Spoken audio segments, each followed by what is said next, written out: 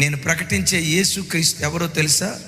నీ గుండెల్లో గూడు కట్టుకున్న ప్రతి భయాన్ని కొట్టివేసే దేవుడు. నాలాంటి చెడ్డోడిని దేవుడు క్షమిస్తాడా? నాలాంటి దుర్మార్గుణ్ణి దేవుడు క్షమిస్తాడా? నాలాంటి రోత బ్రతుకు బ్రతికేవాడిని దేవుడు క్షమిస్తాడా?